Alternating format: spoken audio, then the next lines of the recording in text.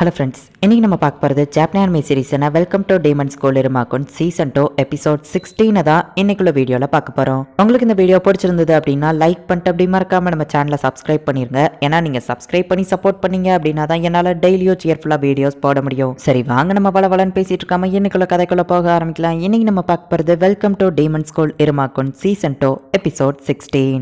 Braking news அப்படின்னு சொல்லி நெதர்வேல்ட்ல இருக்கிற நியூஸ் சேனல் எல்லாத்துலயுமே இந்த பீஸ்டோட அட்டாக் பத்தி தான் போட்டுட்டு இருக்காங்க. இரமா சுசுகி ஏஜ் 14, நெதர்வேல்ட்ல இருக்கிற ஒரே ஒரு ஹியூமன், ரேங்கை இன்க்ரீஸ் பண்ணணுங்கிறதுக்காக கஷ்டப்பட்டு ஹார்ட் ஒர்க் பண்ணிட்டு இருக்கான். இவனுக்காக என்ன காத்துட்டு இருக்கு அப்படிங்கறத நம்ம பொறுத்திருந்து தான் பார்க்கணும் அப்படின்னு எப்பவும் போல ஒரு பேக்ரவுண்ட் வாய்ஸ். அந்த பையன் என்ன காப்பாத்துங்க அப்படின்னு சொல்லி கதறிட்டு இருக்கா. ஃபர்ஸ்ட் டைமா நம்ம ஹீரோ ரொம்பவோ டென்ஷன் ஆகுறான். நான் என்ன பண்ணணும்னு எனக்கு தெரிஞ்சுட்டு அப்படின்னு சொல்லி நம்ம ஹீரோ அந்த பையனை காப்பாத்துறதுக்காக அவங்க ஓடி இருக்கான். ஆனா அந்த டிராகன் வந்துட்டு அட்டாக் பண்ணுது. நம்ம ஹீரோ மேல நிறைய கல்லு விழுந்துட்டு இருக்கு. ஆனா ஒரு அடி கூட நம்ம ஹீரோ மேல படாம தப்பிக்கவோ எல்லாரும் அதை பார்த்து ஷாக் ஆகுறாங்க.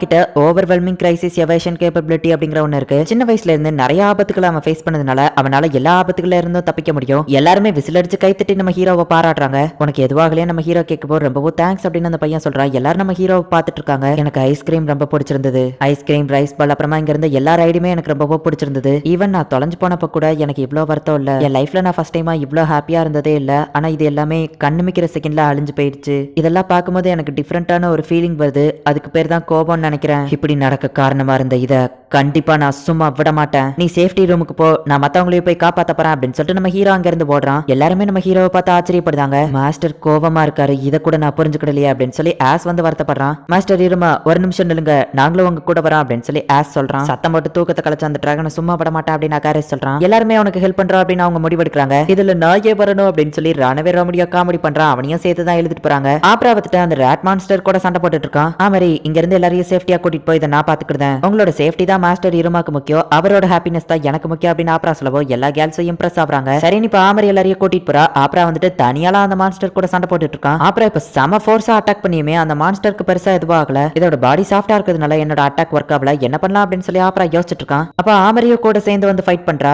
மத்த எல்லாரையும் சேஃப்டி ரூம்க்கு அனுப்பிட்டேன். ஒரு ஸ்டூடெண்ட் கவுன்சில் பிரசிடென்டா நான் ஓடி போக கூடாது, இதை நான் பண்ணணும்னு சொல்லுவு. இப்ப அவங்க ரெண்டு பேரும் சண்டை போட ரெடி ஆகுறாங்க. அப்போ கிளாரா என்னடானா அந்த மான்ஸ்டர் வாழை பிடிச்சு தொங்கிட்டு இருக்கவோ அவங்க ரெண்டு பேரும் அதை பார்த்துட்டு ஷாக் ஆகுறாங்க. காமவே அவனோட பிளட் லைன் எபிலிட்டியான ஃப்ரெண்ட்ஷிப்ங்கிற பவரை யூஸ் பண்ணி நிறைய பேர்ட்ஸ் கண்ட்ரோல் பண்ணிட்டு இருக்கான். சீக்கிரம் இதை முடிங்க, என்னால ரொம்ப நேரத்துக்கு இந்த பேர்ட்ஸ் எல்லாத்தையும் கண்ட்ரோல் பண்ணிட்டு இருக்க முடியாது அப்படின்னு சொல்லி காமவே சொல்றான். ஜாஸோ அவனோட ஃப்ரெண்ட்ஸ் இன்னொரு பேர்ட்ல பறந்து போய்கிட்டு இருக்காங்க. ஷார்க்ஸ் வந்துட்டு அவனோட பவரை யூஸ் பண்ணி அதோட பாக்குற திறமையவோ கேட்கிற திறமையவோ அதுகிட்ட இருந்து எடுத்துருதான். அந்த மான்ஸ்டர் ரொம்பவும் பயங்கரமா கத்துது.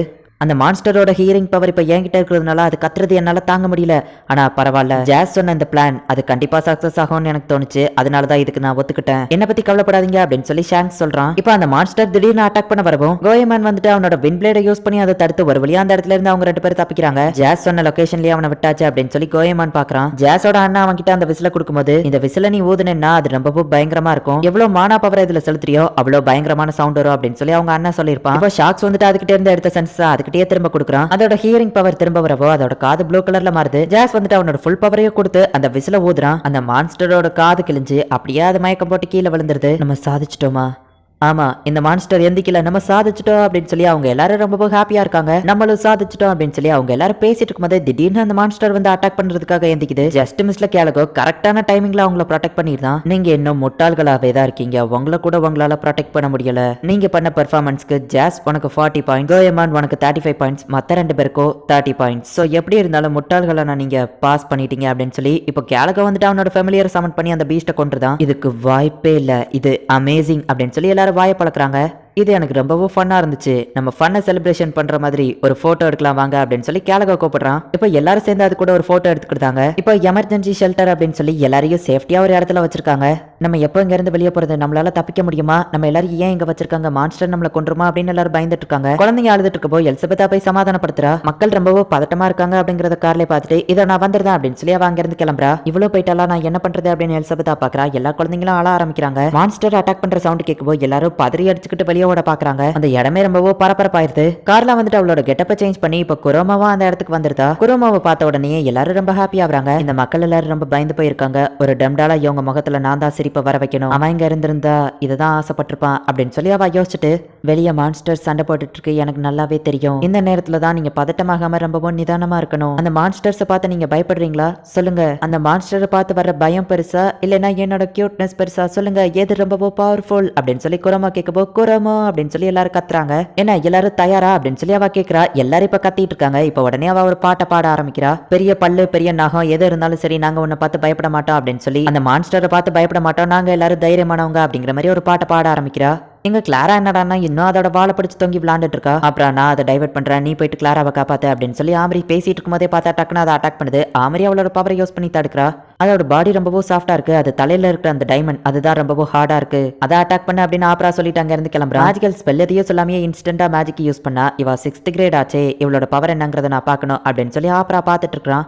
ஆப்ரா கிளாராவை காப்பாத்திருந்தான். ஆமரி எப்படி சண்டை போடுறான்னு பாப்போம் அப்படின்னு சொல்லி பார்த்துட்டு இருக்கான். ஆமரியோட ஹேர் கலர் இப்ப டிஃப்ரெண்டா சேஞ்ச் ஆகுது. ஆமரியே கொஞ்சம் டிஃப்ரெண்டா சேஞ்ச் ஆகுறா. இப்ப வா மோதி பாத்திரலாம் அப்படின்னு சொல்லி ஆமரி சொல்றா. ஜாக்கிரதா, அது வா மேல குதிக்க போதுன்னு ஆப்ரா கத்துறா. ஆனா ஆமரி அதை அசால்ட்டா பிடிச்சு தூக்கி போட்டுறதா. இவ இவ்வளவு ஸ்ட்ராங்கா அப்படின்னு சொல்லி ஆப்ராவே இதை பார்த்து ஷாக் ஆகுறான். ஆமரியோட பிளட் லைன் எபிலிட்டி ரோமன்டிஸ்டா, இதை ஃபேண்டசி கிங் அப்படின்னு சொல்லுவாங்க. அவங்களோட நம்பிக்கை தான் அவங்களுக்கு பவர் கொடுக்கும். அவங்க ஸ்ட்ராங் அப்படின்னு நினைச்சாங்கன்னா அவங்க ரொம்பவும் ஸ்ட்ராங்கா மாறிக்கிட்டே போவாங்க அப்படின்னு சொல்லி ஆப்ரா பார்த்துட்டு இருக்கான். இங்க ஆமரி அந்த பீஸ் கூட ஃபைட் பண்ணிட்டு இருக்கா. குரோம பாட்டு பாடி மக்கள் யாரும் பயப்படாம பாத்துக்கிறா. இப்ப அந்த ராட் மான்ஸ்டர் வந்துட்டு பாய்சன் கேஸை யூஸ் பண்ணுது. அச்சோ, ஆமரியால இதுல இருந்து எப்படி தப்பிக்க முடியும் அப்படின்னு சொல்லி ஆப்ரா பார்த்துட்டு இருக்கான். எனக்கு எதுவாகாது, நான் இன்விசிபிள் அப்படின்னு சொல்லி ஆமரி அதுல இருந்து தப்பிக்கிறா. அவளுக்கு எதுவாகாதுன்னு நினைச்சா அவளால பாய்சன் கேஸ்ல இருந்து கூட தப்பிக்க முடியுமா அப்படின்னு சொல்லி ஆப்ரா ஷாக்கா பார்த்துட்டு இருக்கான். இவ்வளவு சின்ன வயசுலயே இந்த எபிலிட்டியை இவ்வளவு சூப்பரா யூஸ் பண்றாளா அப்படின்னு சொல்லி ஆப்ரா பார்க்கும்போது பார்த்தா ஆமரி ஏதோ ஒரு சாங் பாடிட்டு இருக்கிற மாதிரி தெரியுது. டெம்டால் கான்சர்ட்ல நான் கேட்ட அந்த சாங் அதுதான் என்ன ரொம்ப ஸ்ட்ராங்கா மாத்துது. எனக்குள்ள ஒரு கான்பிடன்ஸ் கொண்டு வருது. என்னால சாதிக்க முடியும், நான் இன்விசிபிள் அப்படின்னு சொல்லி ஆமரி அந்த பாட்டை பாடிக்கிட்டே அந்த ராட் கூட ஃபைட் பண்றா. அந்த ராட்டோட தலையில இருக்கிற அந்த கிறிஸ்டலை உடைச்சு ஒரு வழியா இப்ப அந்த ராட் மான்ஸ்டரை வந்துட்டு ஆமரி காலி பண்ணிருந்தா. குருமா வந்துட்டு அவளோட சாங்க முடிக்கிறா.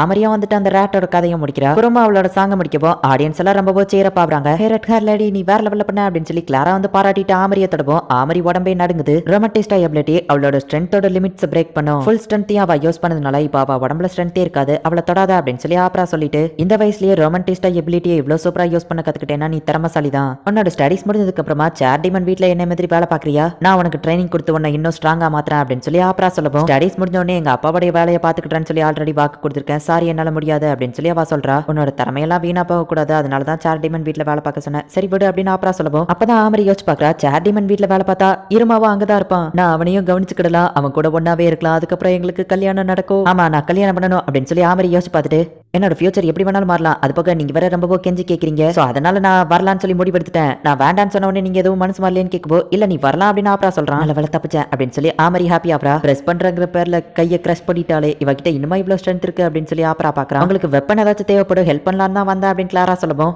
எனக்கு ஒரு வெப்பன் தேவை அப்படின்னு சொல்லி ஆப்ரா எதையோ கேட்கறான். நம்மள யாராச்சும் காப்பாத்த வருவாங்களா அப்படின்னு சொல்லி அந்த பசங்க எல்லாம் ரொம்பவும் பயந்துட்டு இருக்காங்க. அப்போ அந்த இடத்துல ஒரு ஒளி வருது. நம்ம ஹீரோ அந்த இடத்துல வந்து அந்த பசங்களை காப்பாத்துறதுக்காக வந்திருக்கான். உனக்கு பயமா இருந்துச்சு, நான் இப்பவே பின் வாங்கிடு அப்படின்னு சொல்லி ஆஸ் சொல்லவும், நான் தான் ஃபியூச்சர் டீமன் கிங்கா மாற போறவன், பயங்கிறது என் அகராதியிலேயே கிடையாது அப்படின்னு சொல்லி சாப்நாத் சொல்றான். ரெண்டு பேரும் அந்த டிராகன் கூட சண்டை போட போறாங்க. இந்த இடத்துல இந்த எபிசோட் முடியுது. அந்த இடத்துல மொத்தமா 3 பீஸ்ட் இருந்துச்சு. 2 பீஸ்டா ஆல்ரெடி தோக்கடிச்சாச்சு. கேலகோ 8th ரேங்க்ல இருக்கிறவன், அதனால அவர் ரொம்ப ஈஸியாவே அந்த பீஸ்ட் தோக்கடிச்சிட்டான். ஆமரி 6th ரேங்க்ல இருக்கிறவா, ஆனாலும் அவளுமே ஓரளவு கஷ்டப்பட்டு அந்த பீஸ்ட் தோக்கடிச்சிட்டா. சாப்நாத் 2nd ரேங்க், அப்புறமா ஆஸ் வந்துட்டு 4th ரேங்க். அது போக அந்த 3 பீஸ்ட்லயே வந்துட்டு இந்த டிராகன் பீஸ்ட் தான் ரொம்பவோ பவர்ஃபுல் ஆனது. வேற கம்மியான ரேங்க் இருக்கிற அவங்களால இதை தோக்கடிக்க முடியுமா? நம்ம ஹீரோ இதுல என்ன பண்ண போறான், என்ன நடக்க போகுது அப்படிங்கறத நெக்ஸ்ட் எபிசோட் பார்த்து தெரிஞ்சுக்கோங்க. அண்ட் உங்களுக்கு இந்த வீடியோ பிடிச்சிருந்தது அப்படின்னா லைக் பண்ணிட்டு அப்படி மறக்காம நம்ம சேனலை சப்ஸ்கிரைப் பண்ணிருங்க. தேங்க்யூ ஃபார் வாட்சிங். பை கைஸ், நெக்ஸ்ட் எபிசோட்ல மீட் பண்ணலாம்.